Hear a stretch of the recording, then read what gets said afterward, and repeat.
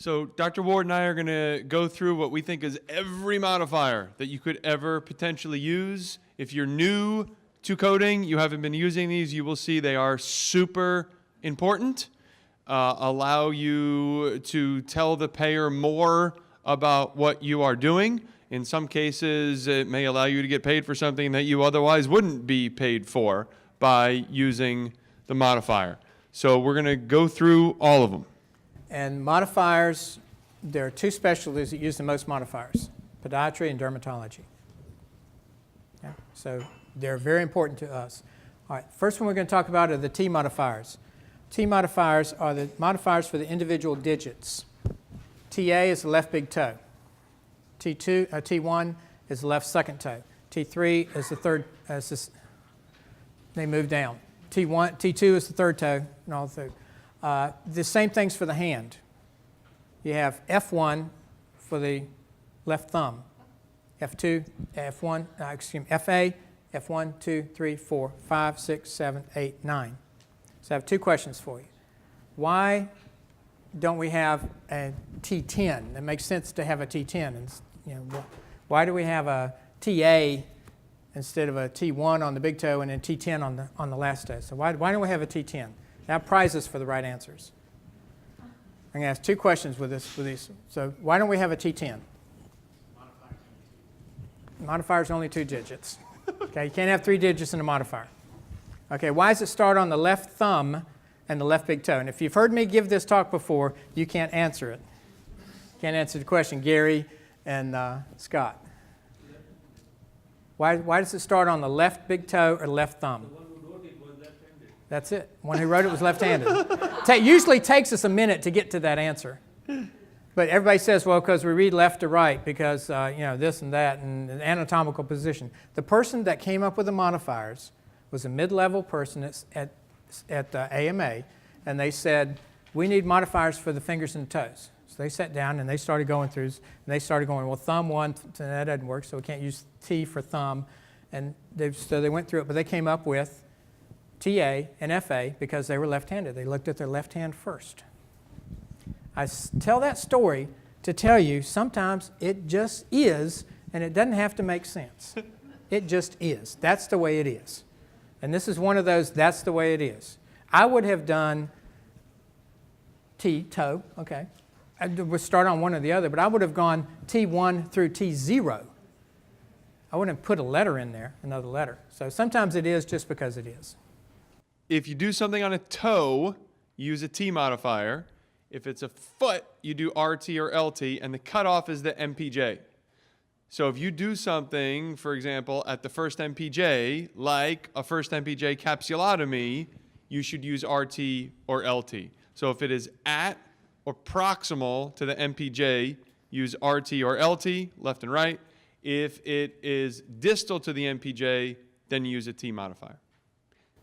Okay, if I'm doing that hammer toe and the metatarsal phalangeal joint release, what modifier to put on the toe and what modifier to put on the metatarsal phalangeal joint release? Can I still use the same T modifier for that release? So question was hammer toe and first MPJ release. I would put the T modifier on the hammer toe repair and the RT or LT modifier on that MPJ capsulotomy. We don't always agree on things, but we did on that one. 22 modifier, increased procedural services. Op report's got to say certain things. If I did a procedure that has a code for that procedure, let's say, for example, 28285, hammer toe repair. That includes fusion. It says it in there. Repair, fusion, whatever. So if I did that fusion, and I think I did more work than the average. I did a peg and hole fusion. And I want to get paid more money because it took me 20 minutes longer than if I just do an arthroplasty and or try to do just a end-to-end fusion. The peg and hole fusion takes longer. Okay? It just does. Okay? I think I did more work. I want to get paid more money. So what do I have to do? I have to say in the op report, this was increased intensity, increased time. It was more difficult to do. It took longer to do. I don't like the severity of the patient's condition, but the patient was sicker. I had to do something more involved because the patient was sicker. Physical and mental effort required, more time, more difficult, more training, all that stuff to do that. That's got to be in the op report before you even think about using the 22 modifier. Can I just back up a second on toe modifiers? Sure. If I'm doing extensor brevis, extensor longus, tendon release on the second and third toes, am I using toe modifiers? Or am I doing like a 50 modifier, a number of units, or? I'm using the toe modifiers in that situation. So yeah, the question was about doing extensor tenotomies, right? Any tenotomy multiple would include the longus and the brevis tendon. Oh, okay. So doing a tenotomy that would get the longus and the brevis to use a toe modifier or a foot modifier. I'm thinking it depends at what level you do it. Where are you? Yeah, if you do it out on the toe, which is probably not where you do that procedure, right? You would use a T modifier. If you do it at the MPJ or proximal, we normally do this at the MPJ, then RT or LT. So it would depend where you do it. Okay, so I'm asking if you're doing multiple on the right, on the second and third digit, Yeah. how would you code that out to show that you're doing more than one on the same foot? Okay, so doctor's asking about you do a second and third percutaneous tenotomy. I'm going to need the CRC unless you have it memorized. No, I got it. Okay, Dr. Ward knows. You build the tenotomy procedure with a T modifier for the second toe. Tenotomy procedure, 59, T modifier for the third toe. Okay? Because a code is always bundled with itself. So if you're doing multiple same procedures and you're doing the same procedure, you'd use the 59 and the T modifier. Now, which goes first, 59 or T? My philosophy is you put the money modifier first, the one that's theoretically going to get you paid first, the anatomical modifier second. Jeff and I have talked about this. Sometimes he likes anatomical first, money modifier first, second. But my philosophy is put the money modifier first. Just one point on this, Dr. Ward shared with you what we think is a good example of when you should use the 22 modifier. I suggest if you do that and it's appropriate, along with your claim, you send the op note, along with separately a narrative description of what you did that required all that extra work. And don't abuse this. I just had one of my former residents, resident Dr. Urbis and I share, whose initials are BC, who graduated last year, ask, I had a patient with 11 toes. You know where this is going, right? And I had to cut 11 of their toenails. Can I add a 22 modifier and bill more? I don't think that was the spirit of coming up with the 22 modifier for the extra 2.5 seconds of work you did. The example that Dr. Ward gave is what it's for. And there may be others with procedures that you have modified. If there's digital implants, things like that, maybe those require more work. Yeah, I'm going to ask him later who this guy is. 25 modifier. 25 is a fun one. It says that I did something distinctly different in a procedure-wise than the reason they were here for the E&M. But that's really only one of the 3 uses of the modifier. There's 3 appropriate situations to use the 25 modifier. The definitions in the book is one. I saw the patient for plantar fasciitis and injected them for a neuroma at the same time. Okay? Completely different, got nothing to do with each other. Okay? Makes perfect sense. Okay? So that's the textbook definition of 25 modifier. And that could be with a new patient or an established patient. I had a patient that came in, I last saw them 2 years ago for neuroma. They're here today for heel pain. I work them up for the heel pain. I do the injection for the heel pain on the same visit. I've never seen him for heel pain before. It's a new diagnosis to me. Okay, that's the second use of the modifier. Same diagnosis, work them up and do an injection for that same diagnosis. Different diagnosis for E&M, different diagnosis for the surgery, and those are the 3 ways to look at it. Anything to add to that? Just that in order for you to use a 25 modifier in E&M, that E&M must be separately identifiable from the procedure that was performed. You need to be able to separate that service, and it needs to be able to stand on its own as its own service that was provided, separate from the procedure. You do not have to have two different diagnoses. If there are two different, you should have one pointing to the E&M and one pointing to the procedure. If you can find two, we suggest pointing one to the E&M and one to the procedure, but you don't have to. I'm making this point because that's a incorrect thing we hear people say, or they think is a thing, that in order to do E&M and procedure, you must have two different diagnoses. You don't. And the example I give is a brand new patient with a neuroma that you do a steroid injection on. And I'm making this point because I've seen people make up crazy diagnoses to point to the E&M just so that they can have a different one than the neuroma diagnosis that's pointing to the injection. And they're using wacky spinal cord things and other nerve diagnoses because they were just fishing to find one. It is okay to have the same diagnosis pointed to the E&M as is pointing to the procedure if your documentation supports that a separately identifiable E&M was performed. And Dr. Ward gave you multiple good examples of what a separately identifiable E&M would be, and your documentation and medical necessity has to support a separately identifiable E&M. Keep in mind for Medicare, this is anything that has a 0 or 10-day global on that procedure. Okay? If you have somebody that comes in, you see them with that fifth met fracture you've been using as an example, and you decide you're going to take them to the operating room the next morning, that's a 90-day global on that procedure. You wouldn't use a 25 there, you'd use a 57, which we'll get to in just a few minutes. 57 says 90-day global for Medicare, 25 says 0 or 10-day global for Medicare. There are no other globals for Medicare.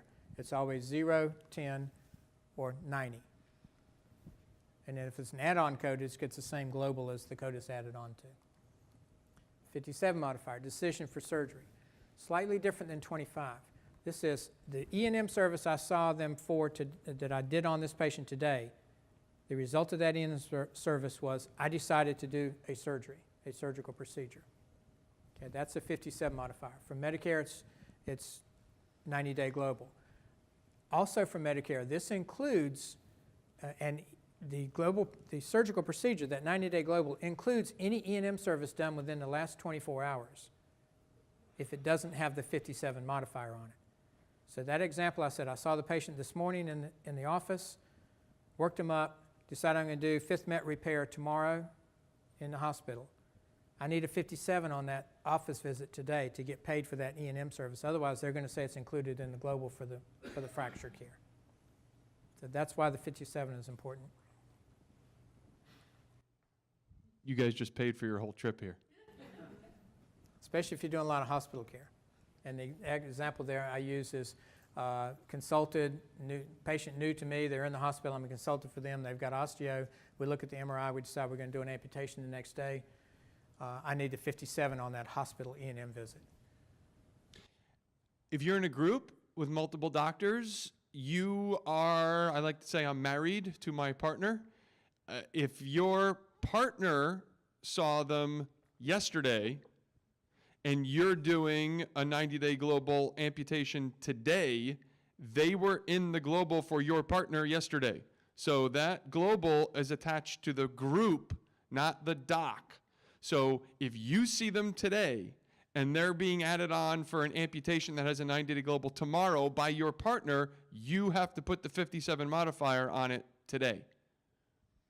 You're bound to the 58 too, which we'll get to in a few minutes in that same situation. And I'm in a 3-doctor practice, and we do a lot of wound care, a lot of amputations, a lot of hospital care. And we find that we run into that problem frequently if somebody forgets to use the 57 or 58. So that's a comparison, head-to-head comparison of 57 and 25. Dr. McCann. So do we append the 57 modifier to the office visit or to the hospital visit? The question was, where do you put the 57? Do you put it on the office visit or the hospital visit? You put it on the E&M, wherever that E&M was performed. So if you see him in the office today and add him for a fifth met ORIF tomorrow, the 57 goes on today's E&M in the office. If you do a hospital consult today and it's something gross that needs to be amputated tomorrow, you put a 57 modifier on today's E&M.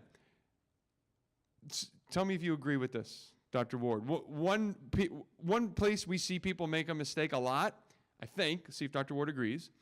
People often, they think of this for AMPs and ORIFs and the stuff that we gave, but a place where I think people mess up with this a lot is simple toe fractures, where if you choose to bill today, closed reduction without manipulation, right? Little proximal phalanx, simple fracture, buddy splint, put him in a shoe, didn't require reduction. Closed reduction without manipulation has a 90-day global. So if they're a new patient and you're going to do 99203, for example, and closed reduction without manipulation, a lot of times people don't think of the 57 modifier because it doesn't feel like you did a procedure. You just put tape on. But that has a 90-day global, that closed reduction without manipulation, which means your 99203 or even establishing M that day needs a 57 modifier. Do you agree? He agrees. I see that mistake made a ton. People say it was a separately identifiable E&M. They were either new or it was a totally new problem that required a separately identifiable workup. Why didn't I get paid for the E&M? It's because that closed reduction without manipulation has a 90-day global. So you need a 57, not a 25, with that E&M. Okay. Other questions on 25 or 57? Just modifiers you should be using frequently. All right. Unusual circumstances, 52, reduced services. If I didn't do what's typically involved in the procedure, so I didn't do everything there, then I shouldn't get paid for everything, theoretically. 22 says I did more than what's in the procedure, so I should get paid more. Well, the insurance companies say you didn't do everything in the procedure, so you should get paid less. So that's 52. So examples of that is, I don't know, I don't have a good example for 52. Do you have one? I'm sure I do. I just wasn't thinking about it. 53, this one's happened to me numerous times. Discontinued procedure after anesthesia for non-facility. Okay, you come in, you've got this 15-year-old linebacker football player with an ingrown nail, and you numb him, you get in there, and he allows you to numb him up, and then he says, there ain't no way I'm letting you take this nail out. I don't care if it's numb or what, and he's bigger than me. And then, so I said, okay, fine. We're going to come back at another time when you're calmed down. We're going to do that with some Xanax for you.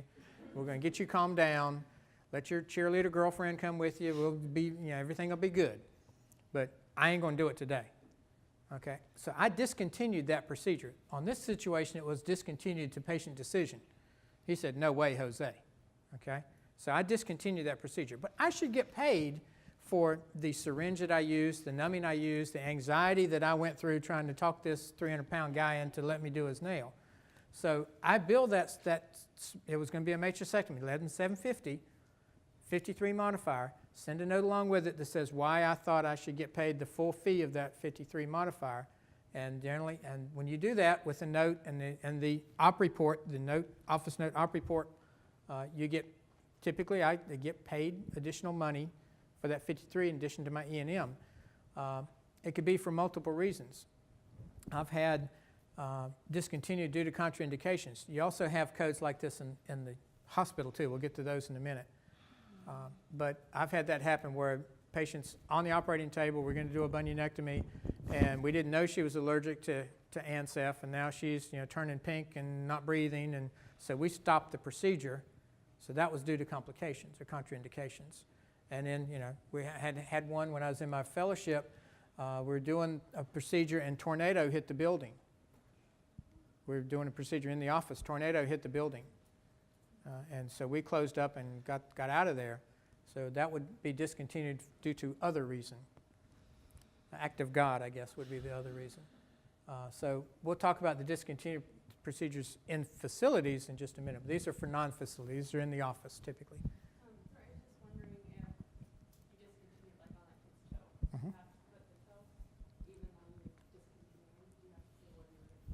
Yeah. Yes. Yeah. The question was, did you put the T code on that toe in addition to the 53? Yeah. In that situation, for me, the 53 is the money modifier, and the T code is the anatomical modifier. Now, you could say, okay, fine, I'll just bring him back and bill the full thing then, but my philosophy is, I did work here. I should get paid for the work that I did. Now, sometimes it's a fight to get paid for it, but you don't always get paid for it because you use the right modifier. 54, surgical care. If you're the local potodeity, I think I invented that word. If you're the local potodeity and everybody sends their complex surgical cases to you to do the surgery, and then that patient comes back to them for the post-op care, and you only do the surgery, you would put the 54 modifier, surgical care only, on that procedure codes that you're billing. The person doing the postoperative care would use the same procedure codes with the 55 modifier, post-op management only, because that code covers the preoperative, post-op, surgical, and post-op care, all three. And it's going to be about roughly 80% for the 54 modifier and about 20% of that fee for the 55 modifier. This is the discontinued in facility. So same as the office, 73 discontinued outpatient hospital prior to administration of anesthesia and after administration of anesthesia. If you do it in the office prior to administering anesthesia, that's just an E&M service. You really haven't done the work, so you shouldn't get paid anything extra.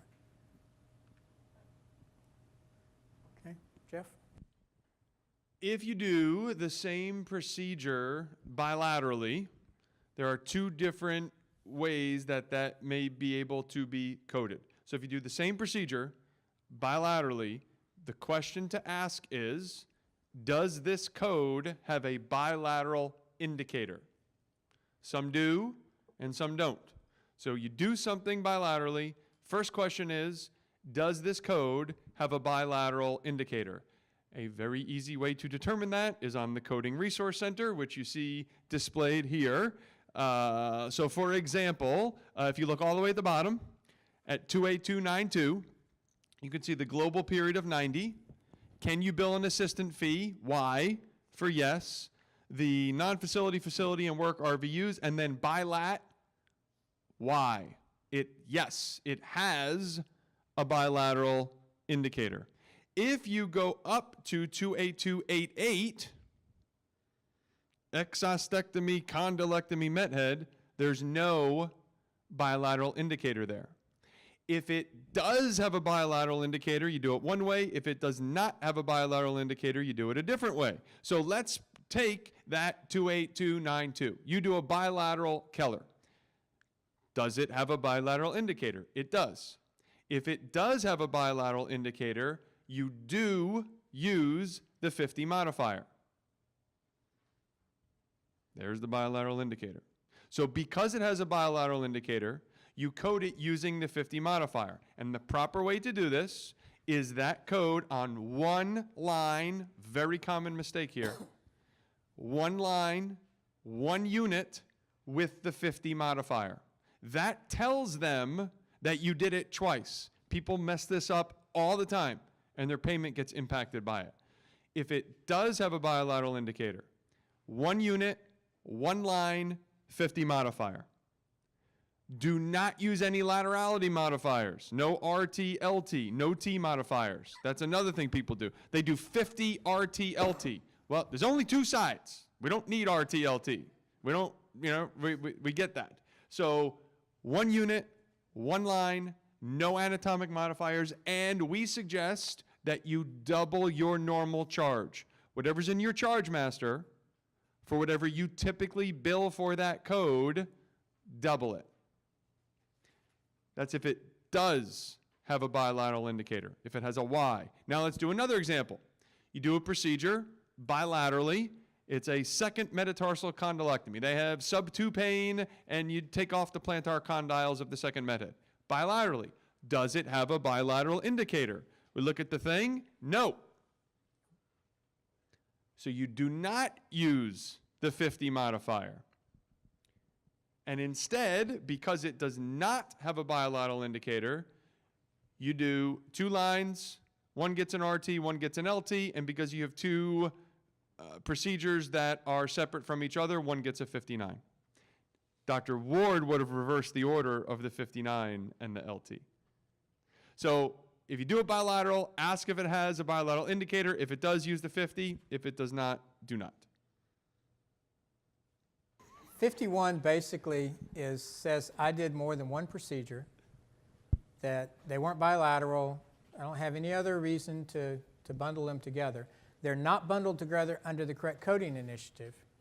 And I don't have any other modifier that I can use in this situation to tell you that I did more than one procedure. That's the use of the 51. Don't use it very often. I don't like it either. There's usually a better modifier to use. But if you go through and you say, well, RT-LT doesn't apply, T-codes don't apply, 59 doesn't apply, bilateral doesn't apply, then you may be stuck with this one as your last potential modifier to use to tell the insurance company that I did more than one procedure. Even though I give you two procedure codes, I did more than one procedure and they're not bundled together. But it's not a great code. It's a last resort code, but we threw it in there. 59. Unrelated procedures, they need to be separate from each other. Two unrelated procedures. So, capsulotomy, first MPJ capsulotomy with a bunionectomy, those are not separate procedures. Bunionectomy and talar bunionectomy, two separate procedures. One of them needs a 59. In order to know which one gets the 59, you need the CCI edits, which we talked about earlier. For the most part, when you have two procedures, if it's a private payer, you put the 59 on the one that pays less. For the most part, if it's private pay and you have two procedures, you put the 59 on the lesser valued procedure. Do not make the mistake of assuming the same is true for Medicare patients. It often is, but you have to check the CCI edits. Every once in a while, you get a surprise. If they're Medicare, two procedures, you check the CCI edits. Sometimes it tells you to put the 59 on the one that pays more, and you get a surprise. This modifier came about, I use an example outside of podiatry. Think of cardiovascular surgery. We're going to do a cabbage surgery. All right. Believe it or not, chest surgeons were billing for skin incision and dissection down to the sternum, osteotomy of the sternum, opening the pericardium, repairing the vessels, closing the pericardium, putting staples in the sternum, closing the skin. 12 different procedures for a cabbage. Well, that's one global surgery. Well, podiatrists were doing the same thing. We're billing for skin incision, capsulotomy, fibular sesamoidectomy, metatarsal osteotomy, resection of the medial eminence. We're doing the same thing. We're splitting those codes up. So that's all in a bunionectomy. So that's where 59 came from, is because people were separating out procedures that are all part of the same procedure. Now where it comes, I'll get you in a second. Where it comes about is if I'm doing a hammer toe repair on the left second toe and an exostectomy on the left fifth toe, those are bundled together because it says I can't do the hammer toe repair and an exostectomy, bill for both on the same toe. So they're bundled together. But in this situation, they're separate. So that's where 59 would be used to put the T modifier on the hammer toe, T modifier and the 59 modifier on the exostectomy. So that's a classical example of it. Yes, sir? Can you use multiple 59s? There's no limit to them? Can you use multiple 59s? Yes.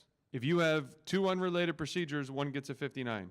If you have 4 unrelated procedures, 3 of them get a 59. If you do bunion, hammer toe, you need two 59s. And keep in mind that on the correct coding initiative, for whatever reason, a 28292 is bundled with a 28285. So 28285, and the reason is they're saying if you do a hammer toe repair on the hallux at the same time you're doing the bunionectomy, that's included and not separately billable.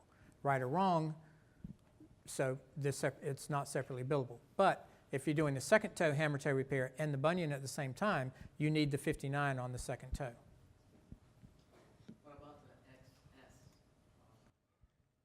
Question was about the X modifier. So if you don't know, 5 years ago, Medicare introduced these additional modifiers that were similar to 59. They were X modifiers, and what they said was you can continue to use 59, But if you have a situation where these X modifiers are more appropriate, you can use them. They never mandated them. My suggestion is that you forget about them, don't use them, forget they exist. I've never used one in my career unless you happen to have a payer. I don't think you're going to get it from a Medicare payer. You have a payer that says we want an X instead of a 59. There's 4 of them. We didn't even put them in here. I suggest you don't use them and forget they exist unless you have a payer tell you they want you to use them. If they become mandatory, we will let you know as soon as we know that they become mandatory. We don't expect them to be mandatory. Because I work for a CCRC that has multiple locations in multiple states, and each location has its own podiatrist. I have to be the podiatrist in Silver Spring. Our coding department told us that we have to use XS because the 59 will be phased out. Right. Okay, so doctor works in a large group. He's answering to some coding people. They told him you have to start using X's because 59 is going to be phased out. To be clear, there is no announcement from anybody that has any power to do that 59 is going to be phased out. That is not a thing. Now, if you have to answer to somebody in a suit that tells you to use it, the X, you got to use them, I guess. But you can educate them and tell them there is no published plan to phase out 59. That is not the plan. 76, repeat procedure by same physician. 77, repeat procedure by another physician. I rarely have used 76, have used 77. And this would be somebody had a bunionectomy performed and they come back, same insurance company, 6 months later, it just was not a good result, and I have to repeat the procedure.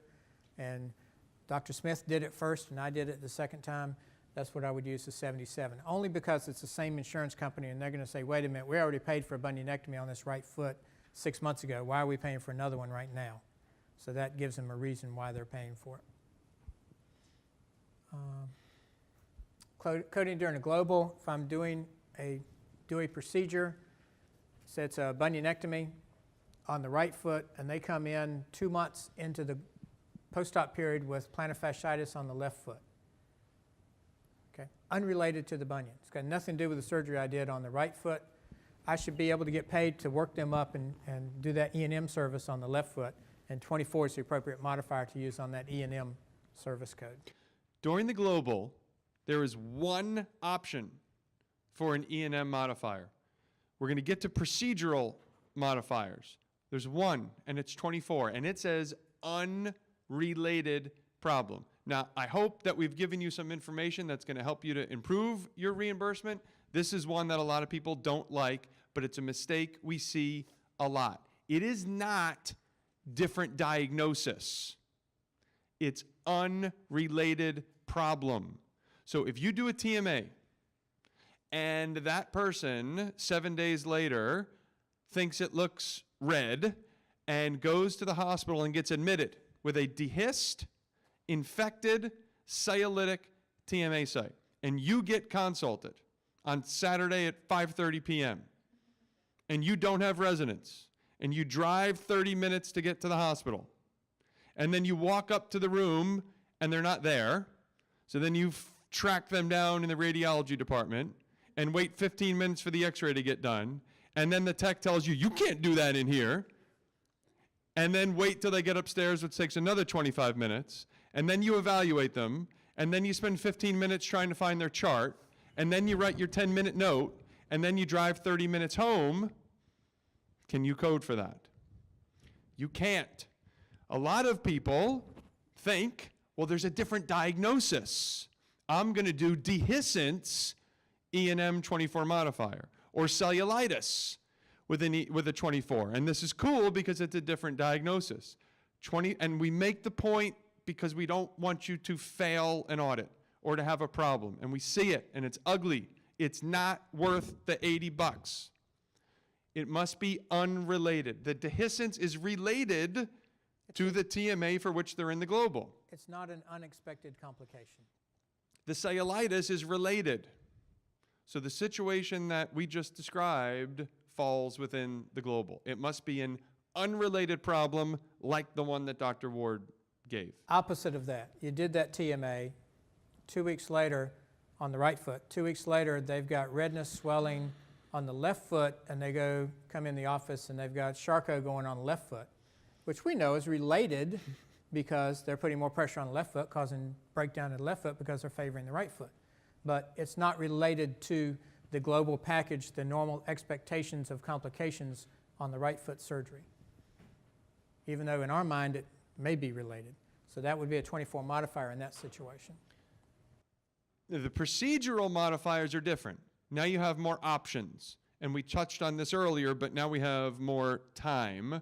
So now one E&M option during the global. There's 3 procedural options during the global. So 78 is an unplanned return to the operating or procedure room for a problem that is related to the issue for which they are in the global. So if somebody is 1 week post-op bunionectomy and they have a big giant hematoma, and you take them to the operating room to drain it, that is an unplanned return to the operating room for a related procedure, 78.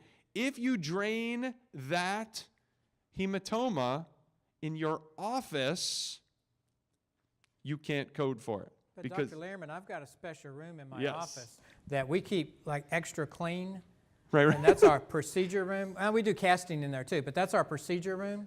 And we took him into that room to do the IND. Right. So Dr. Ward's making the point.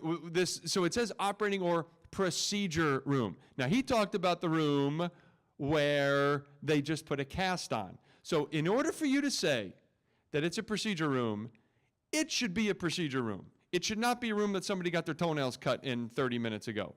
It should be a room that's kind of like an operating room where it's clean and you have to put on something fancy to walk in there, and it is for procedures only, and you have to be comfortable that if an auditor comes and says, you did a 78 in your office, let me see your procedure room, that when they walk in, they're going to, okay, I get it, that yes, this is a procedure room, and not, wait a minute, there's web roll in here and casting stuff and there's toenails on the floor.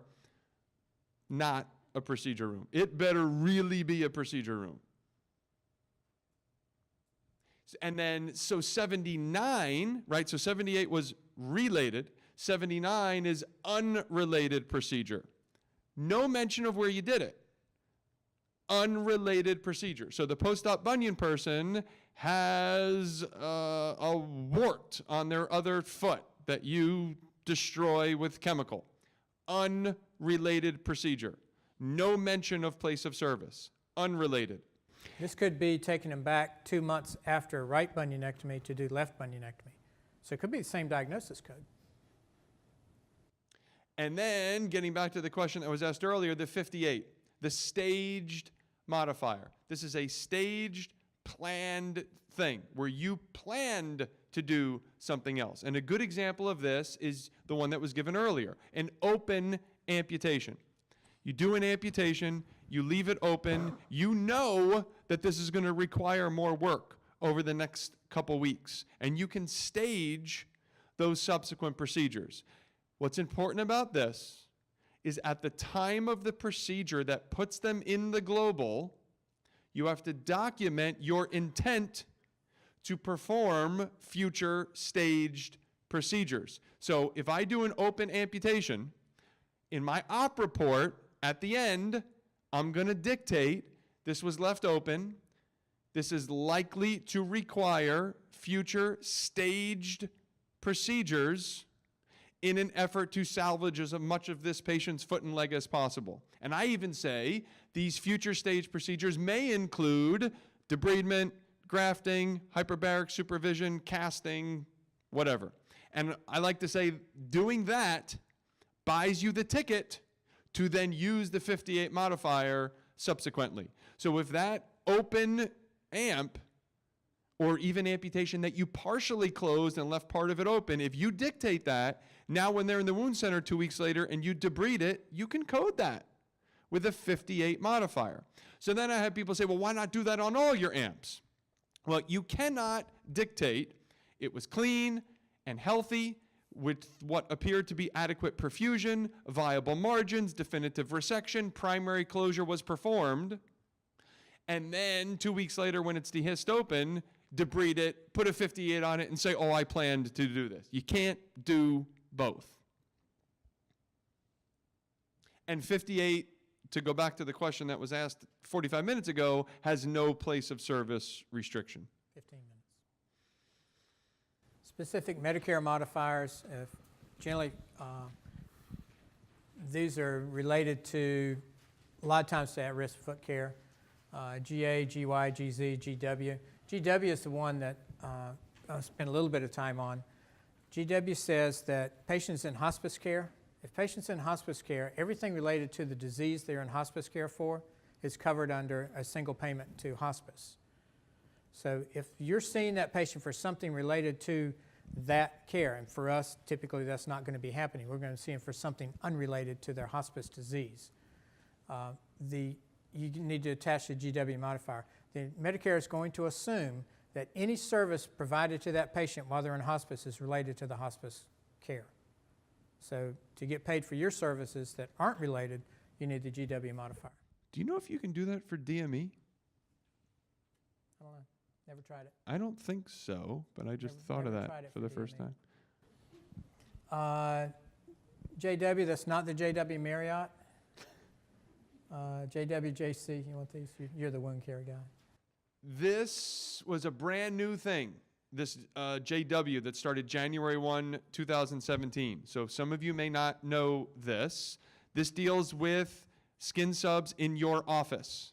If you buy it and it's on your shelf in your office and you apply it, hopefully everybody knows we always had to document how much we used, how much we wasted. That's always been a thing. You have to document how many units you used, how many units you wasted. Now we must code how many units we used and how many units we wasted. So if you put one of these things on, we have the application code, right? 15275 for foot, 15271 for leg, so your application code.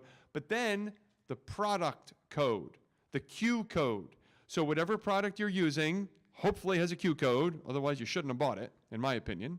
So all of these different products, all these different skin subs have their own Q code. That's the first question I ask when the rep comes to the office. Do you have a Q code?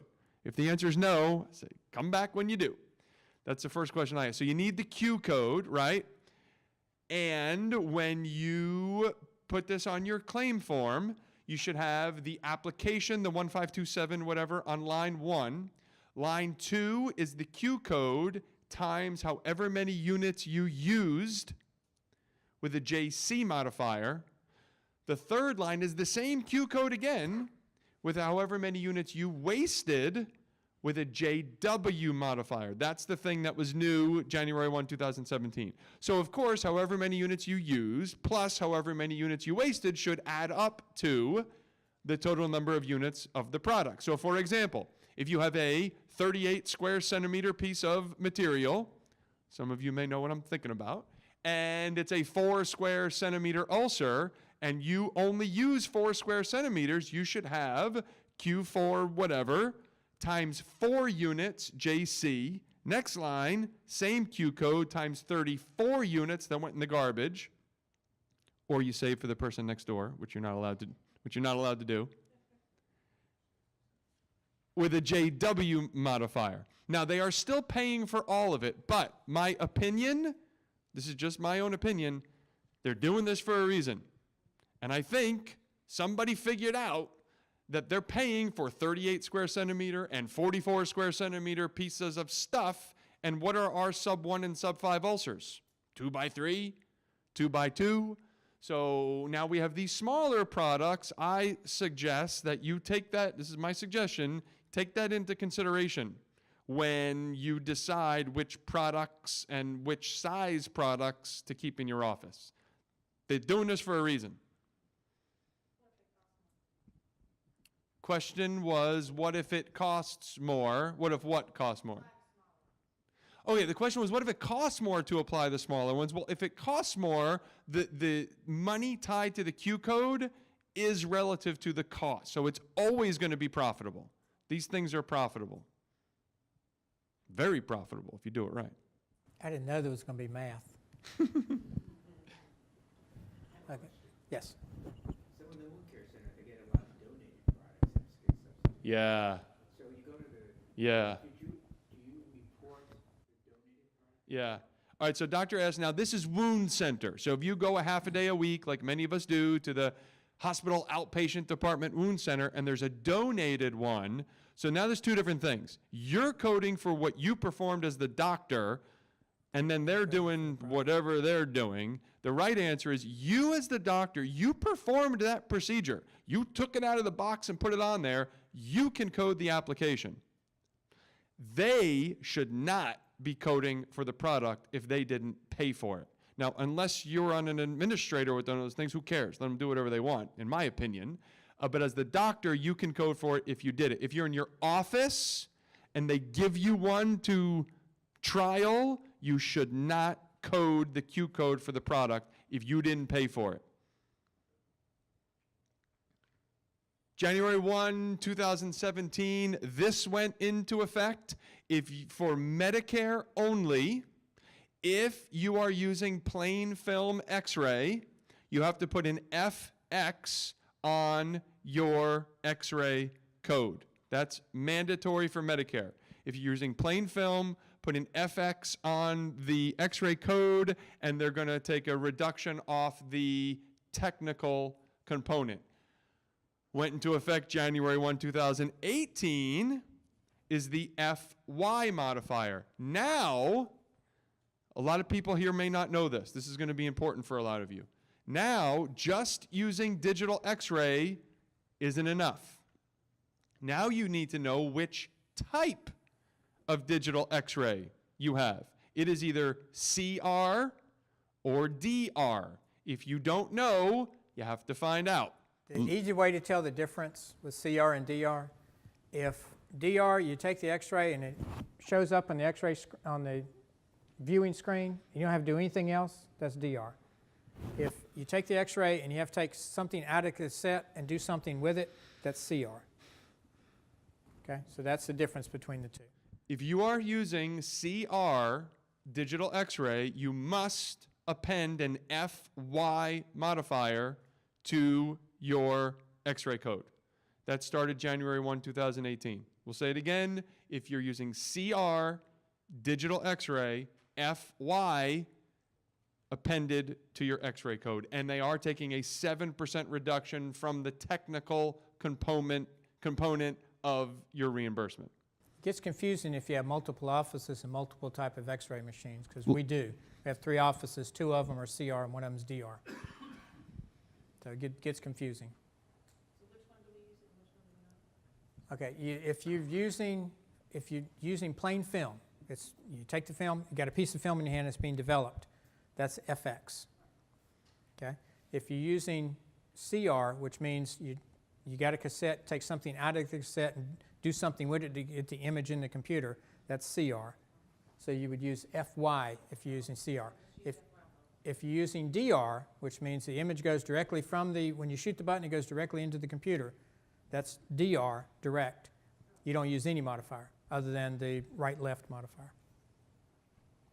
The problem we're going to get into is when people say, well, I didn't know I was supposed to use this, and they're still using plain film and not putting any modifiers. So Medicare is saying, okay, they're using DR, we're going to pay them, we're not going to do the discount. And so that's the problem.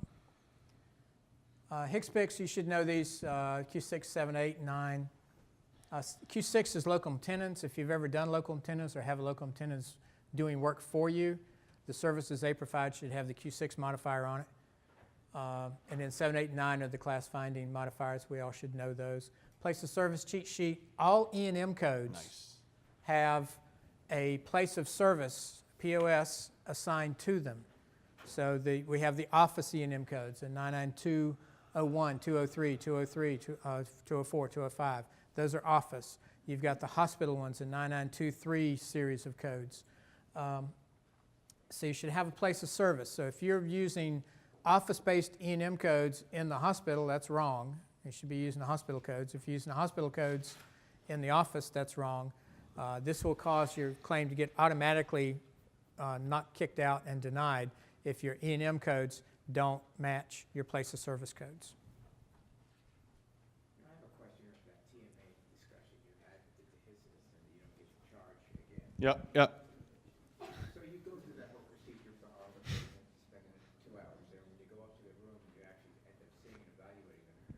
You call the OR and you take the patient down to the OR. Yep. Does that change anything? Sure. Okay. Doctor asked, in the TMA example we gave, where you chase this person through the hospital on Saturday night, if you get there and you evaluate them and then you're going to operate them, does that change anything?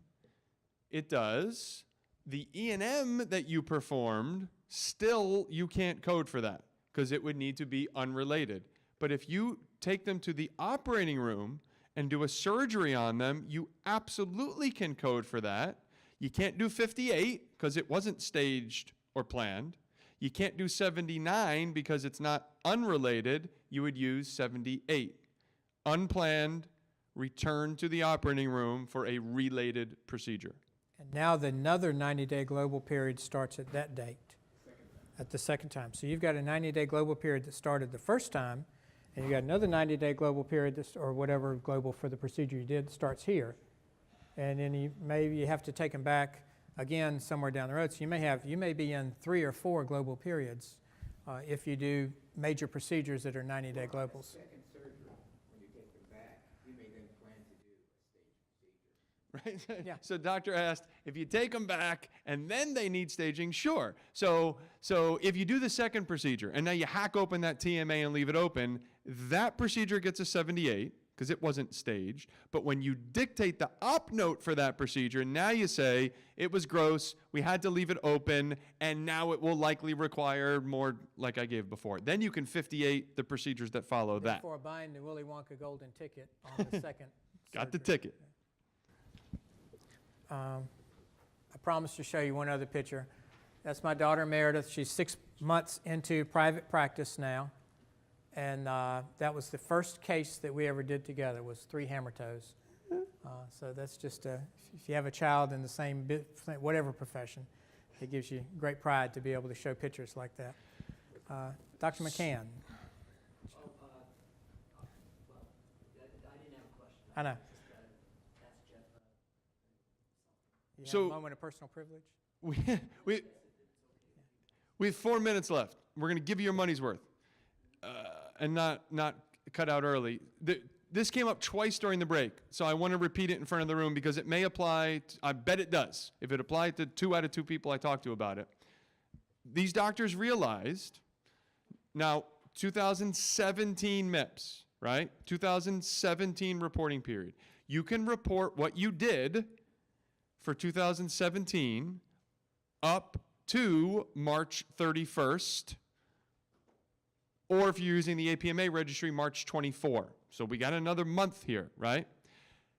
If you are somebody that said, well, I'm only going to do the avoid the penalty deal. I'm going to do 1 quality measure on 5 patients. Or I did a couple quality measures and that's it. There are people in this room that did that, right? Which is fine. If you now realize, in looking at those clinical practice improvement activities, that you actually had 1 or more of those in place for 2017. So maybe for 2017, you just did a couple quality measures and that's it.